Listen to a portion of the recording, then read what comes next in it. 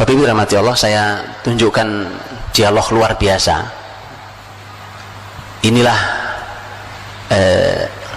bagaimana membangun generasi yang kokoh yang dicintai Allah SWT. Rasul sallallahu alaihi wasallam berdialog dengan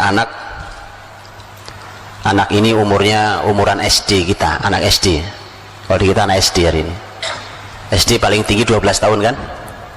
Kurang lebih usianya. Rasul naik kendaraannya, anak SD ini dibonceng di belakang Nabi, taruh di belakang.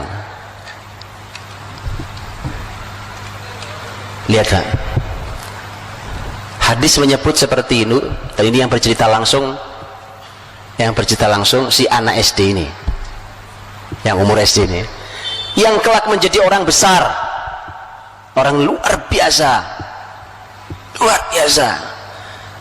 orang lengkap, satu orang berkualitas umat. Ya,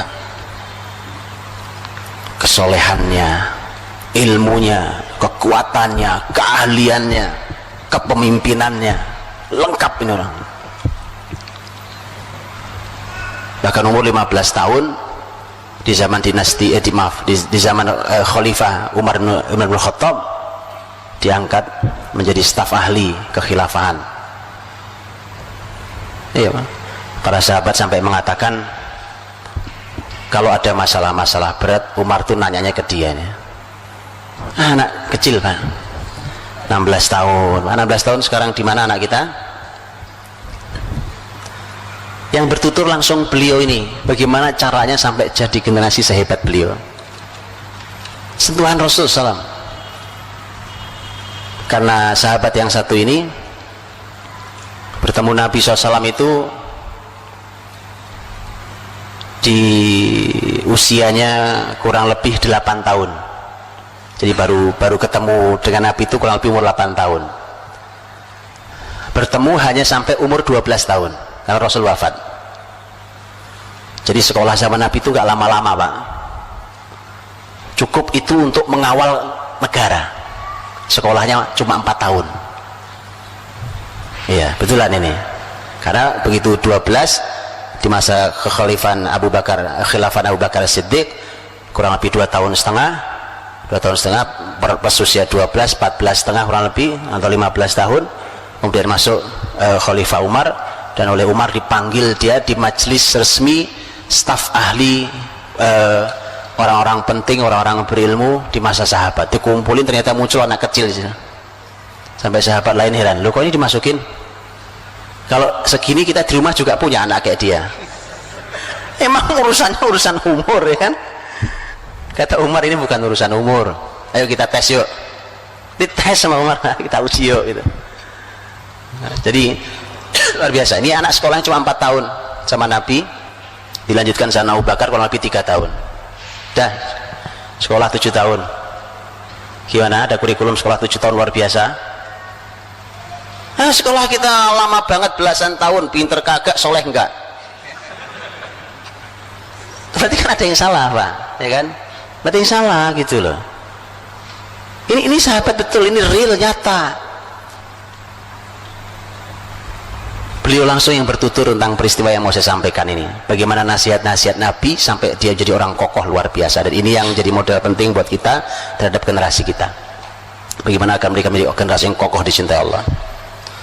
Sahabat itu adalah sahabat mulia Abdullah bin Abbas radhiyallahu anhu, turjumanul Quran, habrul ummah. Abdullah bin Abbas radhiyallahu anhu yang menuturkan, kuntu radifan Nabi sallallahu alaihi wasallam yauman, suatu hari aku ini diboncengi Nabi, naik kendaraan Nabi dibonceng di belakang. Masya Allah Pak, ini pelajaran mahal. Sebelum kita bicara isinya tuh, ini luar biasa mahalnya. Kebayang nggak Pak, hari ini orang tua nganterin anaknya setiap hari bolak-balik sekolah, karena betul kan?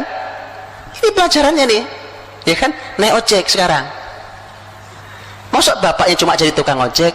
Manfaatkan, pakai Nabi memanfaatkan momentum kapanpun untuk didik generasi. Bahkan lagi naik kendaraan berdua, saatnya ngobrol berdua. Subhanallah, Saya belum lama dialog sama seorang anak kecil, tertarik saya Pak, anaknya teman saya ya kan. Anaknya ini laki-laki, umurnya 5 tahun, memang sudah dididik Masya Allah. Suatu hari saya dengar anak ini ngobrol sama ibunya, saya dengar itu ya, ngobrol ibunya. Anak ini menceritakan, Bu, ayah tuh gini, ayah tuh bertekad maunya gini. Kata ibunya, enggak nak, kamu salah paham, itu bukan maksud ayah, bukan itu maksudnya. Enggak, bener begitu Bu, kan kalau ayah nganterin aku sekolah, ibu kan nggak ikut, aku kan ngobrol berdua sama ayah. Saya bilang, keren, luar biasa ini, ayah keren Pak. Masa jadi ayah bisu Pak? Saya tahu Pak, kenapa sering bisu, kehabisan tema pembicaraan. Masa kehabisan tema Pak? Pertanyaan jangan itu lagi lah ke anak-anak ya kan. Gimana sekolahmu? Ada PR enggak? Udah makan belum? Sudah sholat? Kan enggak ada pertanyaan lain Pak. Subhanallah. Makanya orang tua harus belajar jadi orang tua, sehingga orang tahu apa yang dilakukan, punya target, hari ini ngapain, besok ngapain, tahun depan ngapain Pak. Jangan ngobrol aja kok kehabisan tema. Ini makanya Bapak Ibu saya minta jangan dibiasakan ikut pelatihan. Pak, kayaknya kita perlu pelatihan Pak supaya nggak kehabisan tema. Lah gitu aja kok pelatihan ya kan. Antum baca buku, baca kitab, antum ketemu tema banyak Pak. Iya Pak. Jadi itu momentum mahal, kebersamaan, apalagi berdua. Kalau umpamanya yang ngantar ibunya, sekali waktu yang ngantar bapaknya, kan anak kebersamaan dengan ibu dan kebersamaan dengan bapak itu masing-masing punya nilai yang berbeda rasanya kan, beda rasanya. Manfaatkan. Jadi bapak ketemu anaknya ya, ini ayah bicara dengan cara ayah, menanam sesuatu yang ingin ditanam oleh ayah pada anaknya. Ketemu ibu gitu, bicara dengan sesuatu yang ingin ditanam kebaikan itu pada anaknya dari ibunya. Kayak Rasul nih, Abdullah bin Abbas itu kan sepupunya, sepupu Rasul SAW, sepupu Rasul. Nah, kuntu radifan Nabi SAW yauman, suatu hari aku diboncengi Nabi. Berarti kurang lebih umur Abdullah bin Abbas saat itu, saya belum ketemu tahun berapa peristiwa ini, tapi berarti kisaran umur 8 sampai 12 tahun. Bapak Ibu, mari kita bayangkan anak kita, oke, umur 8 sampai 12, terus lihat bahasa yang dipakai Nabi, lihat, dan mari kita pelajari dan lihat. Kalau kita membayangkan gini, kok bahasanya ketinggian ya Pak, berarti ada yang salah pada anak kita Pak, bahasa aja nggak ngerti, diantaranya karena ngerusak bahasa. Jadi hati-hati, merusak bahasa itu efeknya buruk sekali. Hati-hati Pak, bahasa buat mainan ya kan, ada kamus alay lah, ada apalagi yang lain, kamus gaul lah, merusak bahasa. Hati-hati Pak, jadi, dan itu membuat mereka tidak terbiasa untuk berbahasa dengan baik, tertata, rapi, memahami dengan bahasa yang tinggi. Yuk kita lihat ya, bayangkan 8 sampai 12 tahun, Bapak Ibu yang punya anak seumur segitu atau anaknya tetangga lah paling enggak ya, bayangkan 8 sampai 12 tahun. Oke. Nabi SAW berkata, ya gulam, nak, hei nak, ihfadillah yahfadka, jagalah Allah, Allah akan menjagamu. Lihat Pak Bu, Nabi tidak mengatakan jagalah agama Allah, karena kalimatnya ihfad Allah, ihfadillah, ihfad artinya jagalah, Allah artinya Allah. Anak segitu sudah ngerti maksudnya apa. Artinya begini, anak seumur itu sudah paham Allah tuh gak perlu dijaga, Allah itu yang jaga kita kok. Terus berarti dia langsung paham, oh berarti yang dimaksud adalah menjaga ajaran Allah, yaitu. Tapi bahasanya dalaman yang ini dibandingkan kalau dimunculkan kata jagalah ajaran Allah, jagalah perintah Allah, ya, jauh lebih kokoh dengan kalimat kalau secara bahasa Arab jagalah Allah. Kalau jagalah Allah, Allah nggak perlu dijaga Pak. ihfadillah. Dan itu Masya Allah Pak, itu dari sisi bahasa saja luar biasa. Dari sisi isi, ya kan, menjaga perintah Allah Subhanahu wa taala. Ihfadillah yahfadka. Nanti Allah akan menjagamu. Anak umur segitu sudah, ya Pak ya, 8-12 kira-kira. Anak umur segitu sudah diajari tentang pola balasan pahala dan pahala, balasan terhadap sesuatu.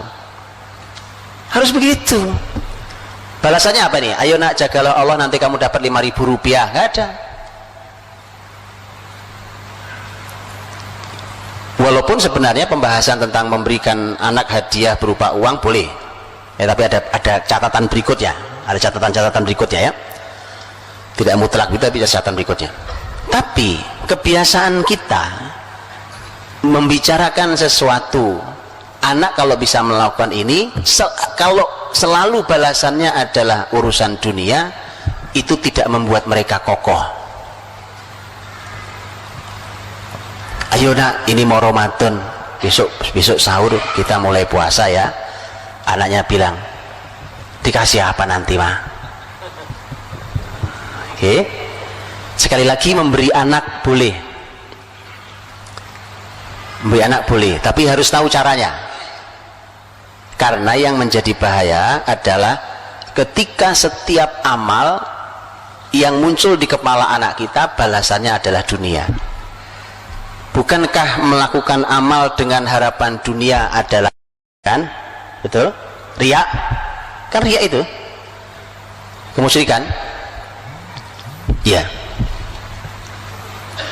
Dan kemusyrikan itu yang membuat seseorang menjadi lemah.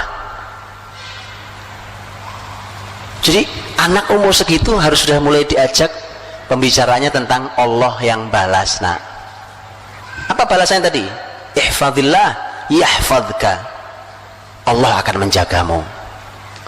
Jadi kalau mau generasi kokoh itu gitu Bang, ajak mereka dialog tentang Allah.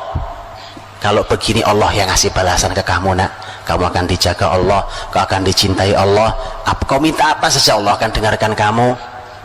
Itu harus latih. Ini kalau mau anak kokoh gitu Pak. Ihfadillah tajidhu tujahak. Jagalah Allah. Diulangi lagi oleh Nabi, dikasih balasan kedua. Tajidhu tujahak, kamu akan jumpai dia, kau jumpai Allah ada di hadapanmu. Loh kok bisa itu? Anak segitu sudah bisa diajak bicara bahasa yang dia paham, kan tidak real kan? Tidak real itu maksudnya tidak Allah ada di depan kita langsung ini kan? Dan Allah tidak bisa dilihat oleh hambanya. Di dunia ini Allah tidak bisa dilihat oleh hambanya. Berarti maknanya kan bukan makna betulan bahwa Allah ada kelihatan. Tidak apa ya? Berarti itu anak ngerti maksudnya. Ada di hadapanmu itu artinya kapan kamu perlu Allah ada buat kamu. Anak segitu bisa diajak ngomong dengan bahasa itu Pak. Enak ya? Enak Pak. Daripada antum nanti kalau punya anak ya udah ngomong setengah jam, ditanya anaknya pelonga, ngerti ya kamu? Gak ngerti ngomong apa sih ayah? Ini anak dipakai bahasa, lihat bahasanya ya kan? Makanya sekali lagi tolong jangan rusak bahasa Pak. Jangan dibiasakan anak kita merusak bahasa. Wallahi itu buruk sekali. Karena tidak ada kebesaran peradaban kecuali mereka yang memang punya bahasa. Betulan. Orang-orang besar selalu punya bahasa. Salah satu unsur yang harus dimilikinya. Tajidhu tujahak, ada di depanmu nak. Wa idza sa'alta fas'alillah. Nah, kalau kau mintanya sama Allah. Gimana nggak hebat anak-anak kayak Abdullah bin Abbas Pak. Jadi anak tuh oleh Abdullah bin Abbas itu oleh Nabi dikait kuatin, ditempel kuat pada Allah saja nak. Allah dan Allah gitu kan gitu. Dari tadi udah 3 poin Allah semua itu. Idza sa'alta fas'alillah, kalau minta sama Allah nah. Wa idza ista'anta fasta'in billah, kalau minta tolong sama Allah. Kau minta apa? Mintanya sama Allah. Coba Pak, anak itu kan, andai itu dibiasakan meminta Allah tuh keren Pak. Saya kasih contoh aplikasinya, ini contoh aplikasi. Suatu hari anak bapak ibu datang ke bapak, Pak, Bu, ini tadi tasku kesangkut, robek, minta tas baru dong. Oke, minta kan dia? Kenapa? Sekarang salah atau tidak? Kalau saya katakan minta sama Allah, nak, salah apa benar? Enggak salah. Nabi Musa, diriwayatkan Nabi Musa itu pernah berkata pada Allah, ya Allah, aku nih mau minta padamu tapi kok malu. Kata Allah, memang mau minta apa Musa? Kata Musa, karena yang aku minta sepele sekali. Aku cuma mau minta rumput untuk kudaku dan garam untuk makananku. Allah berfirman, Musa, mintalah apa saja hingga rumput untuk kudamu dan garam untuk makananmu. Sekarang mahalan mana? Sepatu, tas sama garam. Lihat kan? Iya Pak, minta sama Allah. Masalah nanti, coba minta, kau minta nak sama Allah. Baik, mudah-mudahan nanti ayah dikasih rezeki sama Allah untuk bisa beli tas buat kamu. Keren Pak. Jangan Anda jadi Tuhan. Apa? Perlu? Ya, yuk, ntar lagi jalan. Hebat amat sekali. Ajari anak, ini masalah pendidikan, masalah tarbiyah anak. Nabi ngajari, wa idza sa'alta fas'alillah, minta sama Allah nak. Wa idza sta'anta fasta'in billah, minta tolong, ada masalah sedang dihadapi oleh anak kita. Ayo nak, ayo munajat pada Allah, minta sama Allah agar dilepaskan dari masalah ini. Tidak ada masalah besar kalau Allah ingin menghendaki untuk dilepaskan. Sakit umpamanya, ya Allah, Rasul bersabda nak, ma anzalallahu da'an illa anzala dawa'an alimahu man alim jahilahu man jahil. Kalau Allah itu yang menurunkan penyakit, Allah juga yang menurunkan obat. Kalau kamu sakit, insya Allah nggak ada masalah. Ayo minta sama Allah yang maha menyembuhkan. Allah wasyafi, Allah yang maha menyembuhkan. Begitu Pak. Kokoh generasi ini. Kalau pegangannya sama Allah mesti kuat sekali. Tapi kalau pegangannya hanya pada dunia, kemampuan kita, takutnya cuma sama makhluk, itu yang membuat lemah. Wa idza sta'anta fasta'in billah. Kemudian lihat kalimat Nabi berikutnya. Kata Nabi, wa'alam, ketahuilah,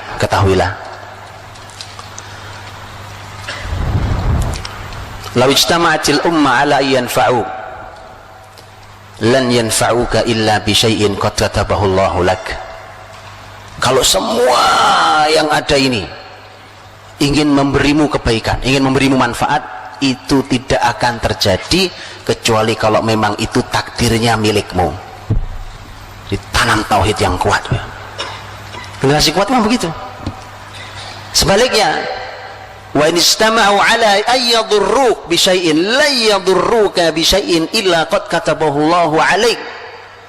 Kalau mereka sepakat untuk membahayakan dirimu, itu pun tidak akan pernah terjadi kecuali memang hal itu, keburukan itu memang sudah ditakdirkan akan mengenai dirimu. Jadi itu anak gak punya takut sama sekali Pak, ya kan? Nggak ada takutnya, gimana? Nggak ada takut. Pertama, dia tidak bersandar pada makhluk,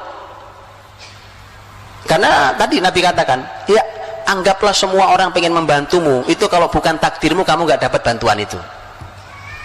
Berarti gini kan, dibersihkan oleh Nabi dari bersandar pada makhluk. Sebaliknya sama, kalau mereka sepakat untuk mencelakai dirimu, nggak akan kejadian, nggak akan kena ke kamu. Orang generasi nggak punya rasa takut Pak. Kokoh sekali. Bayangkan tuh anak SD loh itu. Anak SD nasihatnya kayak gitu modelnya. Rufi'atil aqlam wa jaffatis suhuf. Pena sudah diangkat, lembaran-lembaran telah kering. Apa maksudnya Pak? Sudah jadi keputusan Allah, nggak mungkin diubah lagi. Dalam riwayat lain ada tambahan nasihat di peristiwa itu juga. Wa'alam anna an-nasr ma'as sabr. Ketahui, nak, sesungguhnya pertolongan Allah itu datangnya bersama kesabaran. Luar biasa ini Pak.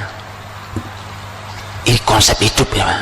Anak SD diajari konsep hidup. Coba ayo, di mana sekolahnya? SD mana itu sekolahnya Pak? luar biasa Pak. Diajari tentang konsep kemenangan itu dari Allah nah. Tapi dia datangnya bersama kesabaran. Saat kau sabar itu dekat dengan kemenangan, dekat dengan pertolongan Allah. Dia akan membangun kesabarannya. Baik, dengan itu maksudnya akan membangun kesabarannya.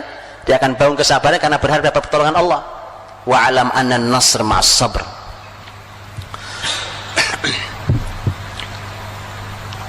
Wa annal faraj ma'al karb. Dan solusi itu datangnya bersama kesulitan. Sedang sulit, yakinlah bahwa tidak lama lagi datang solusi. Tidak ada putus asanya, ya kan? Nggak ada tuh generasi putus asa, lagi galau nih naik status. Ya.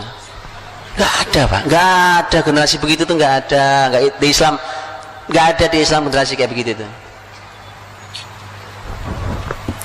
Sama sekali nggak ada.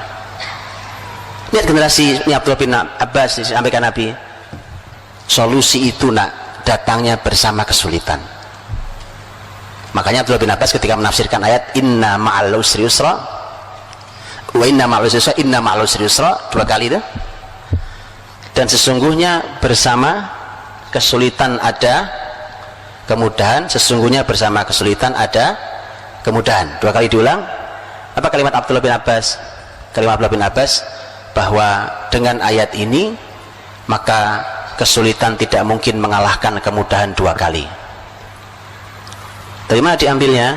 Dari ayat ini kan 22. Kenapa 22? Di situ disebut kesulitan 2 kali, al-usr, dan disebut kemudahan 2 kali, yusra. Beda. Walaupun sama-sama disebut 2 kali, ternyata beda menurut para ulama tafsir. Karena al-usr menggunakan alif lam,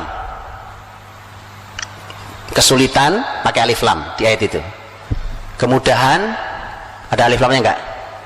Yusra tidak ada alif lamnya. Loh, memang apa Pak bedanya alif lam dengan tidak ada alif lam? Beda.